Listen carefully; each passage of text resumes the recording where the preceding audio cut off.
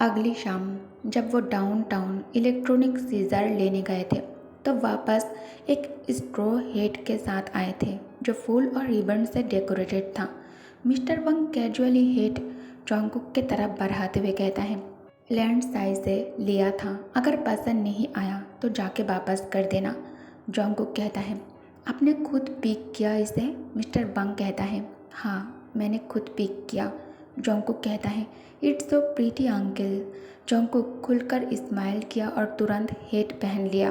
Uncle वांग जॉन्गकुक के लिए पहले भी कई चीज़ ली थी, लेकिन ज़्यादातर मिसेस मोना के थ्रू या तो जॉन्गकुक को साथ ले जाकर शॉपिंग करते थे।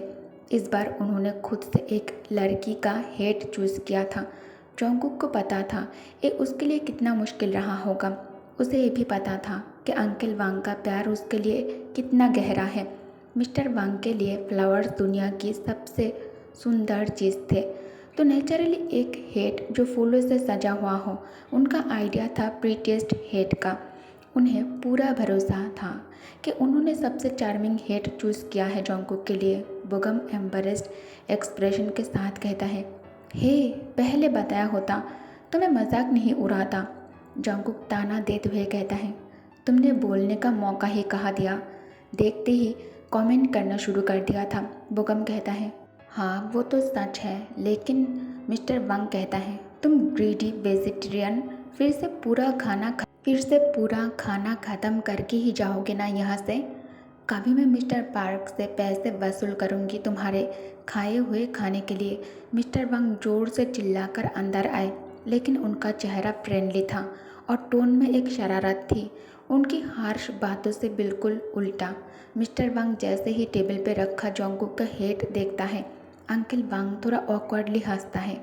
जॉन्गकुक अंकल वांग की तरफ देखकर स्माइल करता है। वो इतनी प्यारी थी कि बोगम को अंदर ही अंदर जलन सी हुई थी। जियोन जॉन्गकुक से प्यार करने वाले किसी भी आदमी को एक्सेप्ट करना पड़ता था कि वो हमेशा उसके दिल में सेकंड प्लेस पे ही रहेगा। जॉन्गकुक का नंबर 1 हमेशा अंकल वांग ही रहेगा। बोगम थोड़ा अपने आप को समझाया और फ्रॉक उठाकर खाना कंटिन्यू किया। अंकल वांग जितना भी लेक्चर दे, जॉन्गकुक का खाना इतना टेस्टी था कि बोगम इसे खाने के लिए सब कुछ बर्दाश्त करने को तैयार था। लंच के बाद मिस्टर वांग वापस काम पर चले गए और केबिन में सिर्फ बोगम और जॉन्गकुक रह गए। जॉन्गकुक काउच पर बैठे हुए थे, अपनी किताब पढ़ रहा था जैसे हमेशा करता था। बोगम जॉन्गकुक को देखता है जैसे कि वो पढ़ने का नाटक कर रहा हो। सिर्फ जब उसे अपनी किताब को रख कर कुछ बिस्कुट्स खाने पड़े तब जॉन्गकुक अपनी किताब से अपना ध्यान हटाया। बोगम कहता है, मुझे तुम्हें ये नोबेल नहीं देना चाहिए था। जॉन्गकुक को पता भी नहीं होगा कितनी प्यारी लगती थी वो जब वो अपनी किताब पे ध्यान दे रही थी। कितनी खूबसूरत थी वो जब वो अपने रस भरे हाथों से बिस्कुट चबा रही थी। क्या मुझे आज उसे ये सब कह देना चाहिए? बोगम जो अभी अपनी किताब को ज़मीन पर रख चुका था, बोगम गुस्से भरी नज़र से जॉन्गकुक को देखता है। उसे लगता था कि वो थोड़ी और इंतज़ार कर सकता था, लेकिन अब उसे उतनी हिम्मत नहीं थी। उसके अंदर जॉन्गकुक के उंगलियों का एक छोटा सा स्पर्श भी उसके दिल को इतना तेज़ धड़कने पर मजबूर कर देता था। उसका बदन गर्म हो जाता था जब वो अक्सर जॉन्गकुक को लेकर शर्मिंदा सपना देखता था। आजकल बोगम अपनी चिंता से परेशान था। उसे डर था कि एक दिन कोई आकर जॉन्गकुक को उसे दूर ले जाएगा, बहुत दूर ले जाएगा। तो क्या ये अच्छा नहीं होगा कि वो अपना जज्बात बिना किसी डर के उसे बता दे? तभी धीरे धीरे घोड़े की पैरों की आवाज़ सुनाई देने लगता है। जब बोगम अपने गहरे दिल से जुबान खुलने ही वाला था, जब बोगम अपना चेहरा उस आवाज़ की तरफ मोड़ा तो उसने देखा कि ड्यूक किम तयंग अपने घोड़े के साथ अंकल वांग के घर के बाहर आ गया है। जॉन्गकुक जो बस अपने बिस्कुट का एक और टुकड़ा खाने वाला था, इस अचानक गेस्ट को देखकर हैरान हो गया था। ड्यूक किम तयंग अपने घोड़े को पॉर्च कॉटेज के रेलिंग के सामने रोक लिया था। तयंग के नज़र जो थोड़ी देर के लिए बोगम की तरफ जाता है, उसे घूरने के बाद अब तयंग की नज़र जॉन्गकुक के चेहरे पर थम गई थी। तयांग को देखकर जोंगकुक का चेहरा शर्म से लाल हो गया था। बोगम कहता है, हेलो ड्यूक। जोंगकुक मन में सोचता है, सच्चा टाइमिंग, इसे भी अभी यहाँ आना था जब मैं कुकी खा रहा हूँ। जोंगकुक जल्दी से अपने होठों से कुकी के क्रम्स हटाने लगता है। बोगम अपने एल्बो से जोंगकुक के एल्बो को टच करके धीरे से कहता है, कुकी बस करो, तुम्हारे लिप्स पर कुछ भी नहीं है। तयांग को पता नहीं क्यों ये सब कुछ देखने में अच्छा नहीं लग रहा था। तयांग की नीली आंखें कामली जोंगकुक को घूरने में बिजी था। तयांग अपने शांत आवाज़ में कहता है, where is mister Wang. Jungkook तमीज़ के साथ कहता है, अंकल थोड़ी देर के लिए डाउनटाउन गए हैं। क्या कोई बात है? ड्यूक को किसी मदद की ज़रूरत है? ड्यूक किम तयांग हल्का सा सिर हिलाया और अपनी नज़र बोगम की तरफ मुड़ी। जब उसकी नज़र बोगम से मिली, उसके होठों पे एक हल्का सा मिलनसार मुस्कान था। तब जाके बोगम का अंदर का सतर्कता का भाव थोड़ा शांत हुआ। ड्यूक तयांग बोगम के फादर को अपने ग्रैंड माँ की तबीयत का ध्यान रखने के लिए अपना शुक्रिया और सलाम कहने को कहा। फिर दोबारा जोंगकुक की तरफ देखकर कहता है, मिस कुकी, मिस्टर वांग की जगह तुम गार्डन से रोजेस ले आओगी मेंशन, ठीक है? उसने धीरे से कहा। तयांग के मुस्कान अब उसके चेहरे से गायब थी। जोंगकुक कहता है, रोजेस? क्या आप गार्डन वाले रोजेस की बात कर रहे हैं? Do you want me to bring you some roses from the garden? Taeyang कहता है, थोड़े से काट लो और एनेक्स में ले आओ। Pick them appropriately, bring them to the separate building. Jungkook Taeyang को माना भी नहीं कर सकता था क्योंकि वो ड्यूक है। जोंगकुक तयांग के बात पर हाँ में सिर हिला देता है। फिर तयांग अपने हॉर्स के साथ वहाँ से चला जाता है। जोंगकुक और भी कुछ कहना चाहता था, लेकिन तयांग जोंगकुक का जवाब तक नहीं सुना। जोंगकुक निराश होकर अपने शर्ट और स्कर्ट की तरफ देखा जो बिस्किट के पाउडर से भर गए थे। पाउडर झड़ने के बाद भी बेइज्जती का एहसास कम नहीं हुआ था। बोगम कहता है, छोड़ो ना, अब तुम्हारे कपड़ों पे कुछ नहीं है। बोगम जोंगकुक को परेशान होते हुए देखकर हंसने लगता है। जोंगकुक कहता है, उसे ऐसे ही आना था क्या? बोगम कहता है, क्यों नहीं? क्या तुम्हें लगता है ड्यूक कभी ज़िंदगी में स्नैक्स नहीं खाया होगा? जोंगकुक कहता है, लेकिन बोगम कहता है, जब तुम मेरे सामने ऐसे खाते हो तब तो कोई दिक्कत नहीं होती तुम्हें।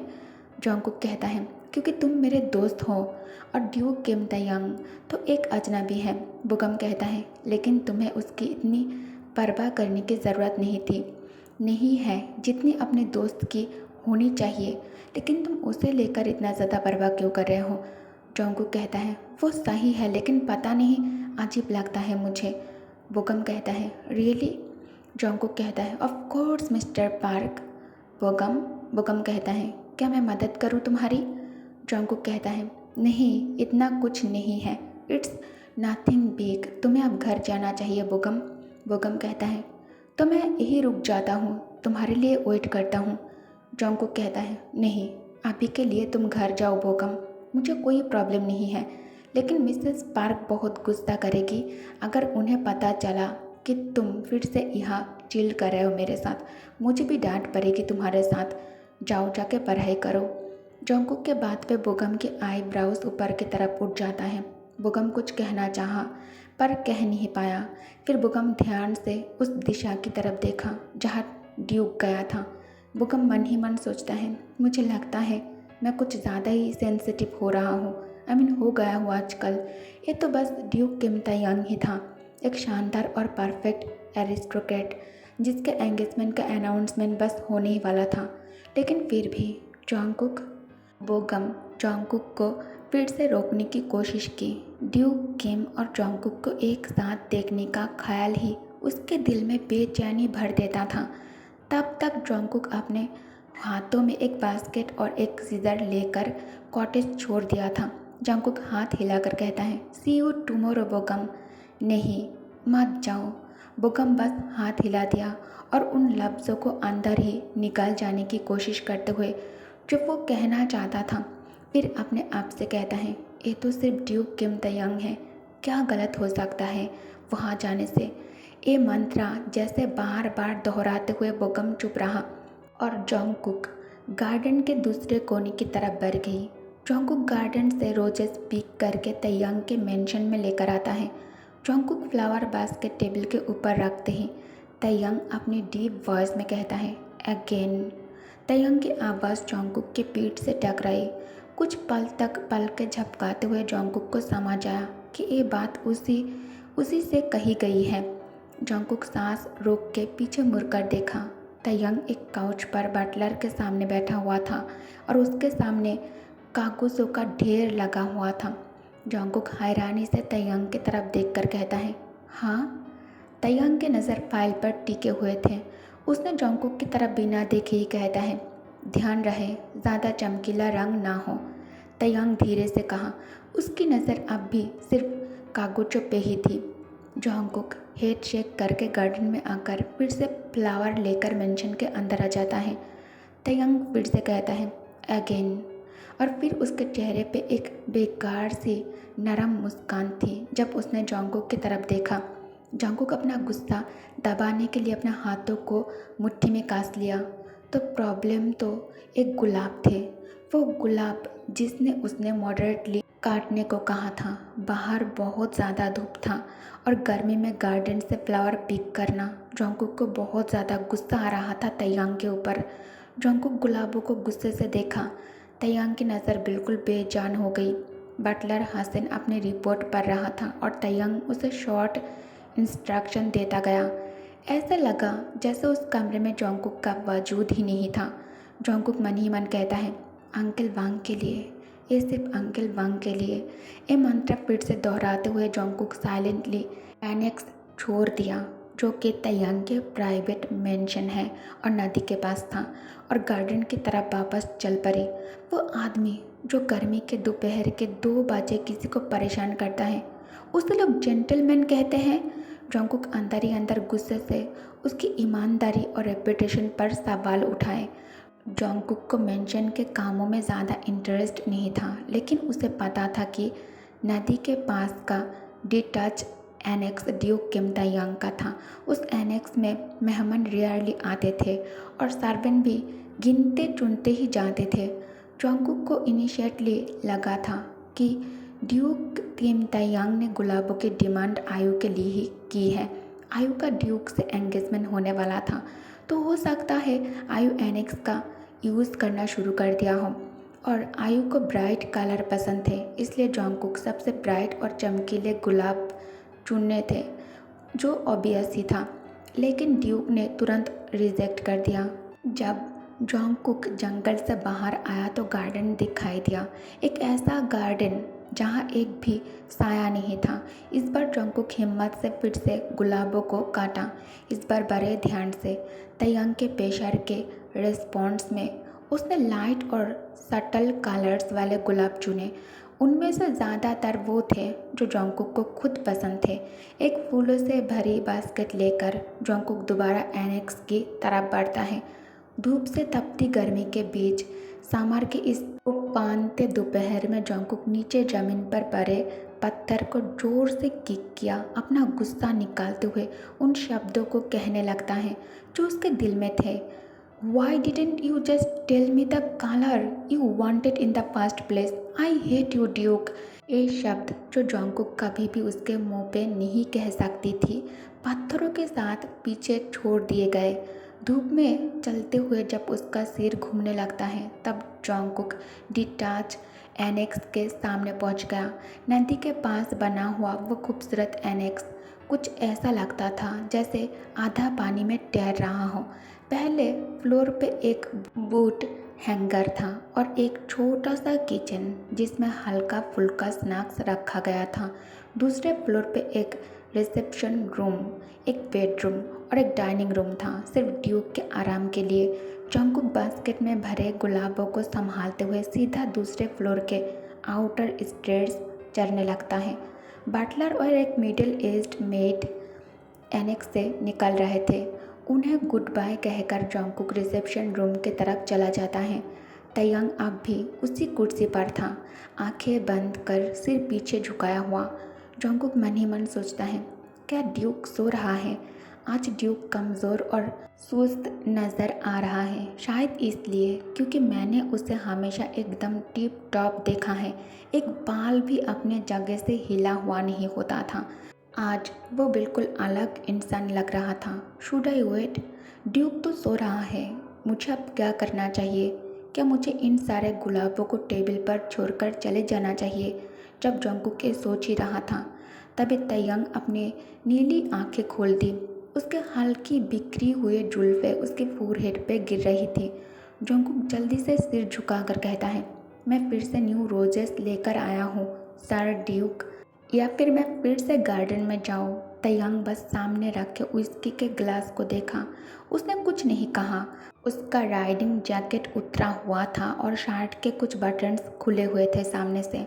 उसकी हालत पहले से काफ़ी ज़्यादा डिफेंसलेस लग रही थी। जंकुक धीरे से कहता है, should I go back again? Jungkook की आवाज़ हल्की सी काँप रही थी। अगर उसे फिर से गार्डन जाना पड़ता तो हो सकता था वो उन्हीं गुलाबों से ड्यूक को मार देती। तयंग एक हाथ बालों पर फिराते हुए कहता है, अगर मैं कहूँ जाओ तो क्या तुम जाओगी?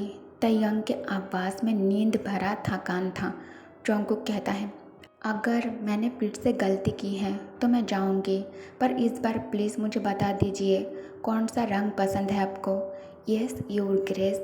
ये था वो जवाब जो उसने तैयार किया था, लेकिन उसका मुंह कुछ और कह गया। तयंग जो कुर्सी के पीछे धंसा हुआ था अब अपने पोस्चर को सीधा करते हुए बैठ गया था। It's fine, so sit. Taeyang अपनी आंखों से सामने वाली कुर्सी की तरफ इशारा किया।